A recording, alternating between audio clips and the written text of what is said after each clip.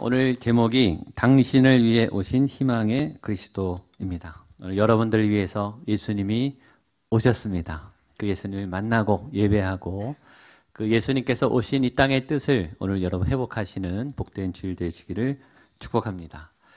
성탄절은 기독교 뿐만 아니라 전 세계 최대의 명절입니다. 특별히 교회력, 기독교 달력으로는 이 성탄절과 부활절이 우리의 날짜를 계수하는 굉장히 큰 일련의 두 축입니다.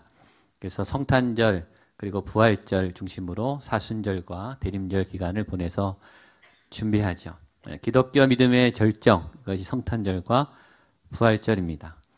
그리고 교회력으로는 이 성탄이 새해의 시작이에요. 그러니까 이제 영적으로는 2016년이 이미 예수님의 그 강림 준비하면서 이미 시작된 거예요. 그러니까 우리는 먼저 시작하는 사람들입니다. 영적으로 먼저 앞서 나가고 준비하고 또 새해를 여시는 하나님의 큰 은혜가 또 이번 한 주간 이 성탄의 계절에 아기 예수와 함께 여러분에게 넘쳐나기를 축복합니다. 그러면 이 성탄을 어떻게 보내야 될까? 이 성탄의 계절이 이 연말과 오기 때문에 이런 정리를 한번 해봤어요. 괜히 성탄 시기가 돌아오면 우리가 압박을 받아요. 누가 우리를 막 이렇게 살아야 된다. 너는 이거를 해야 된다. 라는 숙제와 같은 어떤 강박, 어떤 압박을 받아요. 이게 뭔가 제가 저 나름대로 정리를 해봤습니다. 세 가지 정리를 해봤는데 첫 번째는 이 성탄의 계절 12월이 되고 연말이 되고 크리스마스 계절이 되면 뭔가 이 성탄절을 잘 보내야 된다는 압박에 저희가 시달려요. 누가 검사하는 것도 아니고 시험 보는 것도 아니에요. 누가 물어보지도 않아요. 너 성탄 어떻게 보냈니? 너 몇 점 보냈니? 잘 보냈니? 이렇게 물어보는 것도 아닌데 우리는 잘 보내고 싶어 한단 말이에요. 그리고 잘 보냈다라고 누군가에게 말하고 싶어 해요. 이게 뭘까? 성탄절 시즌에 혼자 있는 거, 특별히 이번 주간에 약속이 없는 거는 견딜 수가 없어요. 이건 내 자존심이 허락하지 않는 거죠. 모임이나 초대가 많고 내가 가야 할 거절하는 거는 기분이 좋죠. 너무 많아서. 그러나 아무런 초대가 없다. 아무런 선물이 없다. 이거는 견딜 수 없을 만큼 우리를 성탄을 잘못 보내는 것처럼 압박이 와요. 선물을 받아도 많이 받고 내가 원하는 것들을 좀 받아야 흐뭇한 성탄을 보낸 것 같은 그런 압박을 받습니다. 두 번째 압박은 그래서 그 성탄을 잘 보내기 위해서 집에 있지 못하고 이렇게 막 나가는 거예요. 자꾸 약속을 만들어서 여기 가고 저기 가고 또 연말이기 때문에 모임도 많습니다. 동창회 모임도 있고 동기 모임도 있고 사역팀 모임도 있고 뭐 가족 모임도 있고 모임이 굉장히 많지 않습니까? 식사 모임도 있고 뭐 스키장을 가는 분들도 있고 또 저희 어렸을 때는 스케이트장도 많이 갔고 또 여러 모임들을 또 해외여행도 가시는 분도 많고 이 성탄 스케줄을 잡기가 굉장히 분주해요. 집에 있을 수 없고 뭔가 밖에 나가서 뭔가 스케줄을 만들어야 성탄을 잘 보냈다는 평가를 받을 것 같은 그런 압박이 있어요.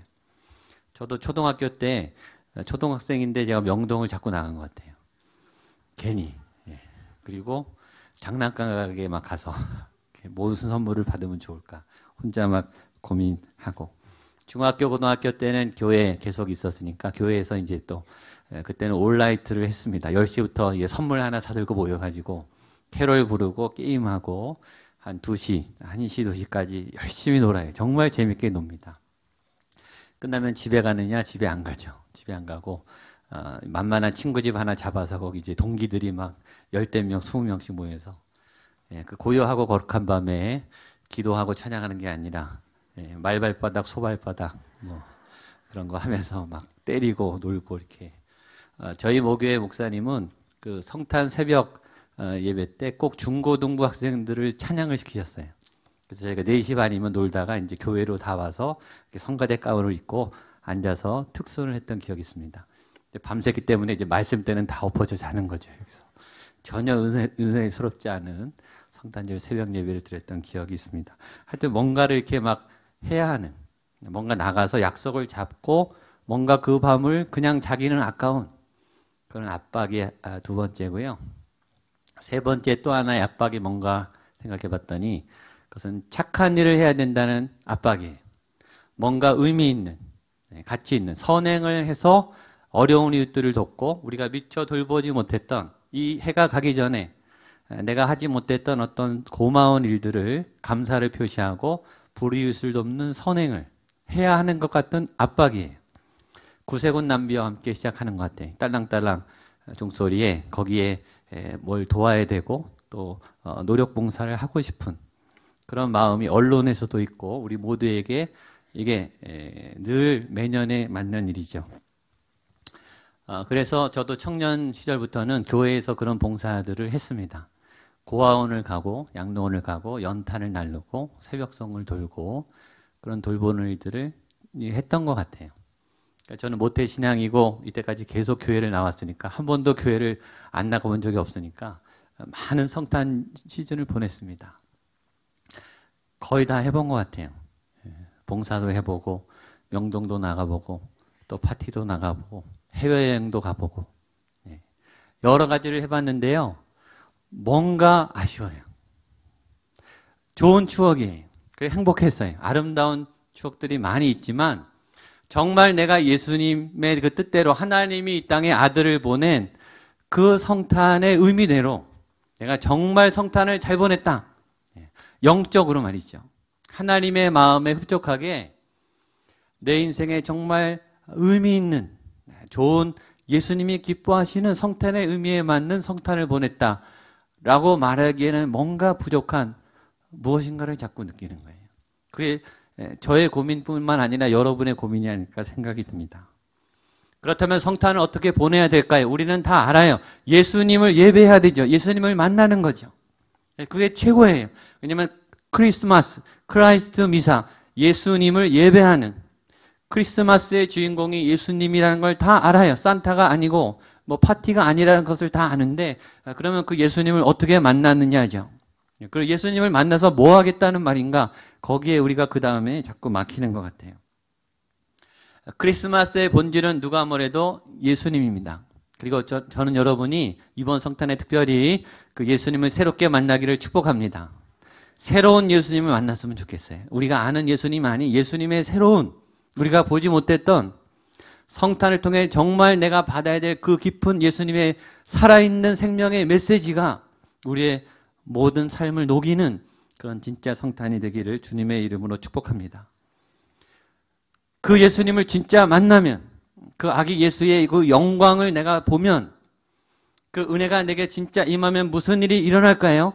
정말 좋은 일이 일어날 거예요. 어마어마한 그분이 복음을 갖고 왔기 때문에 굿뉴스 우리의 모든 멍해와 억울함과 눌림과 고통과 죄와 인간이 풀 수 없는 죽음의 문제를 다 해결할 수 있는 그 좋은 혜택과 은혜가 이 성탄의 제일 좋은 선물이죠. 그분이 예수 그리스도로 오신 거예요. 저는 그래서 이 성탄절에 가장 우리가 해야 할 가장 큰 선물은 이 성탄절에 여러분의 죄가 끊어지는 거예요. 여러분의 억울함이 풀어지는 거예요. 여러분의 죄의 짐들이 무거운 고민들이 이번 한 주간 예수의 능력으로 풀어질 줄로 믿습니다. 내 안에 악이, 내 안에 악함이, 어둠이 씻어져야 예수님을 만난 거예요. 그게 진짜 성탄이죠. 그 성탄은 어떻게 예수님을 만날 수 있는가? 믿음이에요. 예수님을 믿으셔야 돼요. 그 아기가 그리스도이신 것을 믿으셔야 돼요. 어떻게 믿어지는가? 말씀을 들음으로. 오늘의 성탄이 메시지를 들음으로 이 말씀 안에 우리가 들을 때 믿음이 생긴다고 했습니다. 그리고 들을 때 우리가 예수님을 인정하게 돼요. 그리고 예수님을 인정하는 순간에 내 안에 결박이, 고민이, 아픔이 풀려요. 저는 오늘 그런 일이 일어나기를 주님의 이름으로 축복합니다. 그래서 하나님이 오늘 저에게 첫 성탄, 예수님이 오셨던 그때 성탄을 묵상하게 하셨어요. 그때 과연 무슨 일이 있었는가? 저는 제가 이때까지 살면서 한 번도 묵상해보지 않은 첫 성탄에 대해서 하나님이 묵상하게 하신 것을 나누고 싶습니다. 첫 성탄의 메시지는 한 아기가 태어났다. 구유에. 이게 첫 번째 메시지죠. 일단 아기로 태어났습니다. 아무도 아기로 태어날 줄 몰랐어요. 메시아는 왕으로 천국에서 천군천사와 함께 인간의 모든 죄악을 어둠의 세력을 싹 쓸어버리는 전사의 모습으로 올 줄 알았어요. 악이 올 줄은 꿈에도 몰랐어요. 아무도 몰랐습니다. 신이 인간의 몸을 입었어요. 그것이 첫 번째 메시지죠. 신이에요. 전능자예요. 시공의 제한을 받지 않은 모든 것이 가능한 전능한 신이 시공간의 제한을 받고 약함과 연약함과 갈등의 이 덩어리인, 상처의 덩어리인 인간의 연약한 모습을 입고 왔다는 거예요. 쉽게 말하면 격이요, 뚝 떨어진 거예요. 격이. 자존심, 신의 자존심을 다 버린 거예요. 비유로 하면 이런 거죠. 우리는 윤회설을 안 믿지만 이런 거예요. 인간이 무슨 바퀴벌레, 개미 이렇게 바뀐 거예요. 이런 수치스러운 거죠. 그렇다가 근데 그 삶이 굉장히 비참해서 뭐 사마귀에 물려 죽었다 뭐 이런 거죠. 사형을 당한 거예요. 비참하게 태어나서 초라하게 살다가 억울하게 죽었다. 신이 인간에게 말이에요. 이것이 첫 번째 메시지입니다. 두 번째는 그분은 마국간의 베들레헴의 마국간 구유 안에 태어났다는 거예요. 마국간을 가보신 분 아시죠? 들어가자마자 냄새가 납니다. 청소를 아무리 마국간 깨끗이 해도요, 냄새가 나요. 무슨 냄새가 나겠습니까? 짐승의 냄새, 짐승의 오물, 배설물의 냄새가 나겠죠. 여러분, 예약해서 마국간으로 간 게 아니라 급조된 방이에요. 청소를 깨끗이 했을 리가 없어요. 거기다 구유 아니에요. 구유는 이 말이 음식을 먹는 통 아닙니까? 거기 짐승의 분비물이 묻어 있었겠죠. 어떤 엄마가, 어떤 부모가 자기 아기를 거기 누이는 것을 용납하겠습니까? 부모는 용납할 수 없는 환경이에요. 첫 아기예요. 첫 아기. 첫 아기는 가장 잘해주고 싶은 게 부모 마음 아닙니까? 일단 환경이 더러워요. 아기를 놓이는 그 자리는 지저분하기 짝이 없어요. 너무 불결한 장소입니다. 위대한 탄생이라기보다는 처참한 탄생입니다. 너무너무 초라한 탄생이죠. 거기다가 더 비극적인 일이 생겼어요. 그것은 그 아기가 태어나자마자 바로 도망을 쳐야 되는 상황이 생겼다는 것입니다. 마태복음 2장 12절로 14절까지 말씀을 같이 보겠습니다. 시작. 그들은 꿈에 헤롯에게로 돌아가지 말라 지시하심을 받아 다른 길로 그들이 떠난 후에 주의 사자가 헤롯이 아기를 찾아 죽이려 하니 일어나 아기와 그의 어머니를 데리고 애굽으로 피하여 내가 내게 이르기를 거기 있으라 하시니 요셉이 일어나서 밤에 아기와 그의 어머니를 데리고 애굽으로 떠나가. 제가요 크리스마스를 지내면서 이 본문을요 처음 새롭게 봤어요. 산모가요 아이를 낳는데 지금 죽이려고 나라에서 온다 그러니까 요셉이 14절에 분명 있죠. 요셉이 일어나 밤에 아기와 어머니를 데리고 애굽으로 갑니다. 엄마들은 아실 거예요. 아기를 지금 낳는데 지금 일어나서 도망가라는 거예요. 산후조리원이 어디 있습니까? 병원에서 가장 깨끗한 보호시설에서 돌볼받아야 할 아기와 엄마는 일어나서 도망가야 됐어요. 어디로 가냐면 애굽으로 도망가야 됩니다. 베들레헴에서 애굽까지의 거리는 직선거리로 130km입니다. 여기서 천안까지의 거리예요. 먼 거리는 아니죠. 고속전철을 타면 30분이면 가고요. 차를 타면 1시간 정도 걸립니다. 그러나 2000년 전이에요. 고속도로 있었을 리가 만무하죠. 우등버스 꿈에도 못 꿉니다. 요셉은 가난했어요. 가난했으니까 빈방을 못 구했고 마국간을 구했죠. 가난했던 걸 어떻게 하냐면 나중에 정결 예식을 하러 예루살렘에 들어올 때 이 성전세를 내고 이 정결 예식에 헌금을 낼 때 부자들은 소나 양을 드립니다. 가난한 사람은 비둘기를 드려요. 요셉은 뭘 드렸는지 아시겠죠? 비둘기를 드렸어요. 그건 가난하다는 뜻이에요. 그 밤에 도망쳐야 되는데 이분들이 좋은 마차를 구해서 떠났을 리가 없어요. 그렇죠? 그냥 떠나는 것도 생고생이죠. 걸어서 혹은 뭐 마차를 빌려서. 근데 지금 아이를 막 낳은 엄마가 비포장도로에 마차를 구했다고 덜컹거리는 마차에 흔들려서 130km를 간 거예요. 최악의 상황이죠. 엄마와 아이는 죽어나는 겁니다. 근데 거기서 계속 있지 않고 헤롯이 죽은 다음에 다시 40일 안에 정결 예식을 해야 되기 때문에 예루살렘으로 또 옵니다. 그래서 시므온과 안나를 만나서 축복을 받죠. 그리고 그 다음에 정결 예식을 한 다음에 나사렛으로 가서 이제 숨어서 살아 계시죠. 그러니까 예수님은 태어나자마자 400km 이상을 움직인 거예요. 생명의 위협을 느끼면서. 산모가 회복되는 돌봄의 기간도 없이, 신생아가 돌봐야 되는 그 극진한 돌봄 없이 40일 동안을 생고생을 하신 거죠. 거기다가 더 비참한 끔찍한 일이 생겼습니다. 그래서 16절에 나오는 끔찍한 사건이죠. 마태복음 2장 16절에 있습니다. 같이 보겠습니다. 시작. 이에 헤롯이 박사들에게 속은 줄 알고 심히 노하여 사람을 보내어 베들레헴과 그 모든 지경 안에 있는 산의 아이를 박사들에게 자세히 알아본 그때를 기준하여 2살로부터 그 아래로 다 죽이니. 더 처참한 일이 벌어졌어요. 예수님을 죽이기 위해서 헤롯이 전국에 명령을 내렸어요. 2살 아래 아이는 다 죽여라.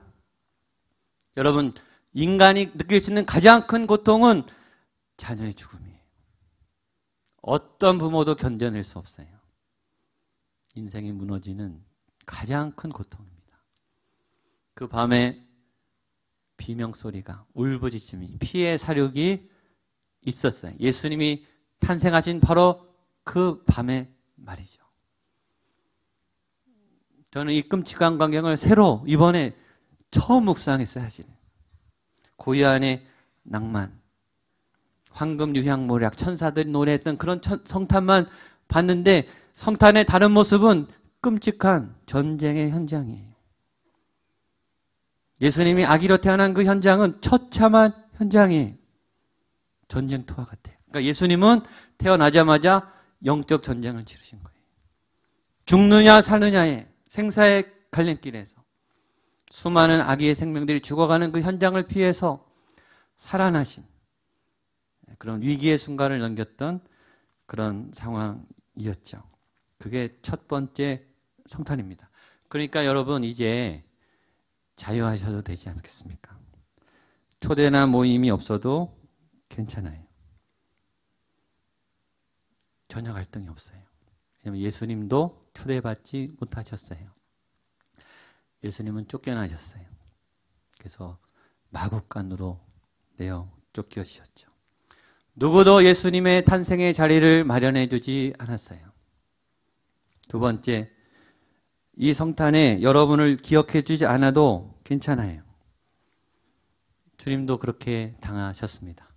누구도 기억해 주지 않았어요. 단지 몇 명, 동방박사 3명, 목자 몇 명 말고는 그 베들레헴의 호적 때문에 수천 명, 수만 명이 군집회에 있었는데 아무도 예수님을 알아보지 못했어요.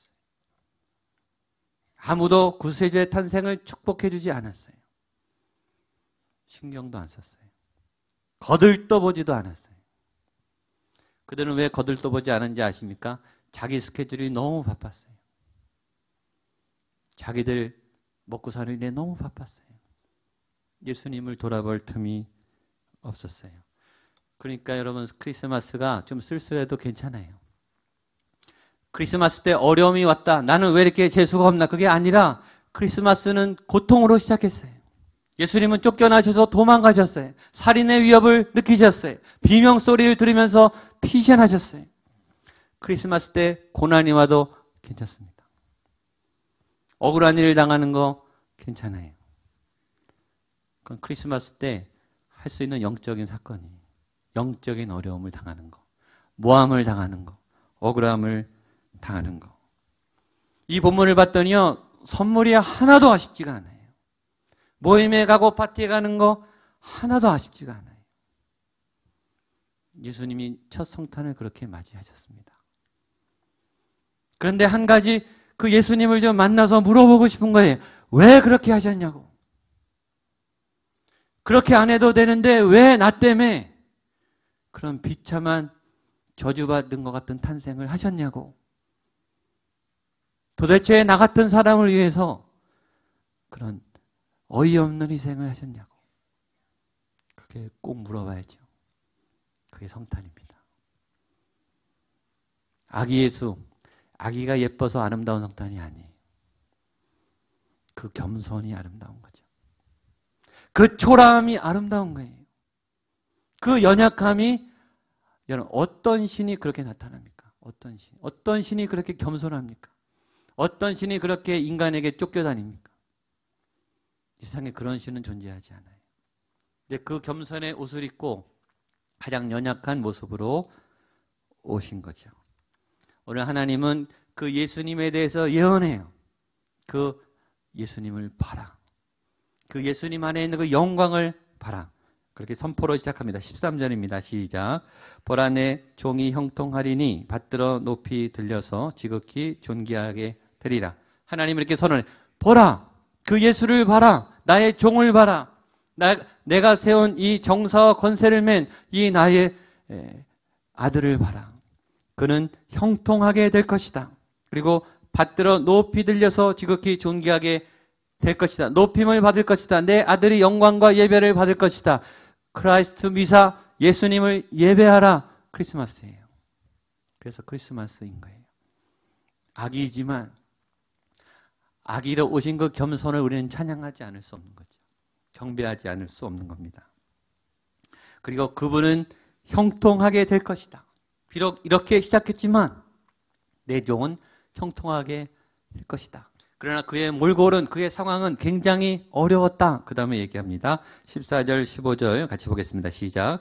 전에는 그의 모양이 타인보다 상하였고 그의 모습이 사람들보다 상하였으므로 그에 대하여 놀랐거니와 그가 나라들을 놀라게 할 것이며 왕들은 그로 말미암아 그들의 입을 봉하리니 이는 그들이 아직 그들에게 전파되지 아니한 것을 볼 것이요 아직 듣지 못한 것을 깨달을 것임이라. 근데 그 예수님의 모습은 굉장히 형편없었다는 거예요. 영화에서는 아주 잘생긴, 요새는 아주 멋진 예수님이 나오죠. 이 몸도 막 아주 헬스를 하셨는지 근육도 막 있고 그런 모습이 아니라는 거예요. 일단 상했고. 이사야 53장 2절 3절 같이 보겠습니다. 시작. 그는 주 앞에서 자라나기를 연한 순 같고 마른 땅에서 나온 뿌리 같아서 고운 모양도 없고 풍채도 없은즉 우리가 보기에 흠모할 만한 아름다운 것이 없도다. 그는 멸시를 받아서 사람들에게 버림받았으며 간고를 많이 겪었으며 질고를 아는 자라 마치 사람들이 그에게 얼굴을 가리는 것 같이 멸시를 당하였고 우리도 그를 귀히 여기지 아니하였도다. 그렇게 태어나셨다는 거예요. 첫 번째는 아기로 태어났어요. 아기를 볼 때는 두 가지 마음이 들죠. 하나는 예뻐요. 그리고 막 아기의 미소는 우리를 미소 짓게 해요. 키워보면 다 아기가 늘 미소만 짓진 않죠. 아기가 울어제끼고 아기가 막 고함을 치면 막 짜증이 나요. 그리고 불쌍해요. 아기는요 아무 힘이 없어요. 아무 능력이 없어요. 부모가 움직이는 대로 따라다닐 수밖에 없어요. 너무 애처롭고 불쌍합니다. 우스워요, 우스워. 내가 함부로 할 수 있어요.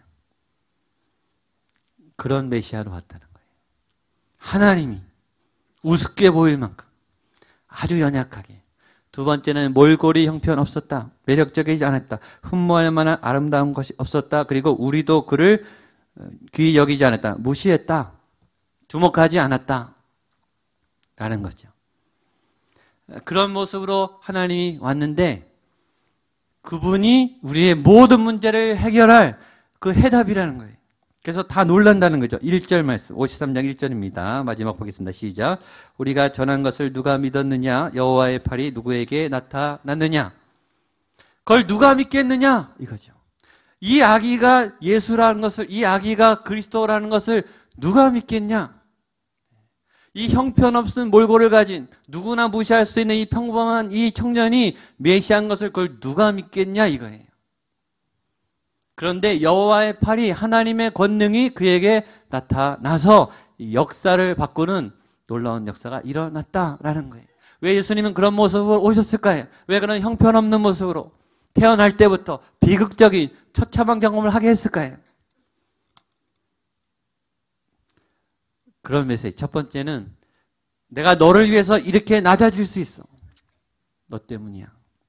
너를 이만큼 사랑해. 너를 구원할 수만 있다면 나는 이래도 괜찮아.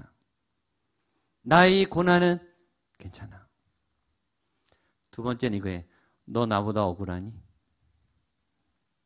너 나보다 억울해. 그렇죠? 죄 없는 신이 인간의 아기로 태어나서 태어나자마자 태어난 날 일어나서 400km를 뺑뺑이 돌았어요.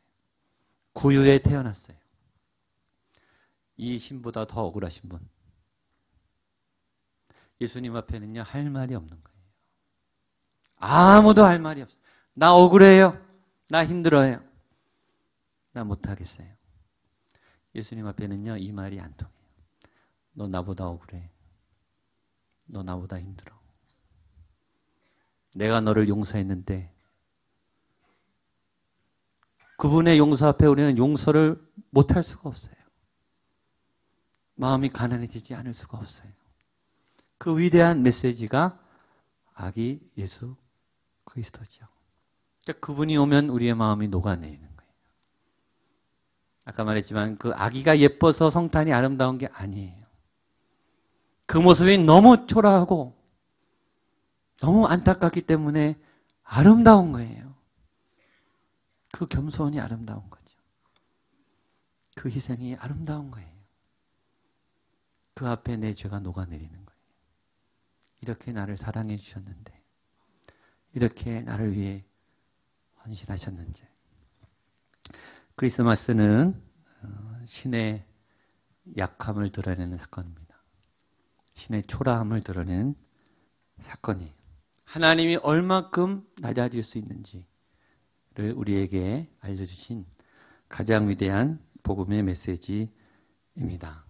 바로 자격 없는 저와 여러분들을 용서하시고 구원하시기 위한 하나님의 가장 강력한 대안이죠. 여러분 꼭 이 예수님을, 이 구유 안에 있는 이 아기 연약한 예수님을 만나게 되시기를 주님의 이름으로 축복합니다. 기도하겠습니다. 하나님 감사합니다. 이 아기 예수를 우리에게 보내주신 것이 너무 감사합니다. 어떻게 그렇게 연약한 아기로 올 생각을 하셨는지, 어떻게 그렇게 비참하게 쫓겨다닐 생각을 하셨는지, 하나님 그 아기 예수의 이름 앞에 우리의 모든 억울함이, 우리의 모든 분노가, 우리의 모든 헛된 자존심이 무너집니다.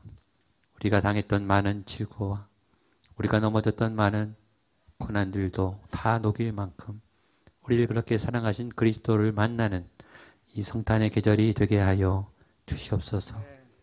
모임의 선물에 평가의 인정에 매여 정말 예수를 보지 못하는 이 세상을 향해 진짜 예수 그리스도를 보여주는, 진짜 아기 예수의 참 의미를 증거하는 그런 우리 모두가 될 수 있도록 이 성탄에 아기 예수님 나를 만나 주시옵소서. 예수님의 이름으로 기도하옵나이다. 아멘. 자리에 일어나시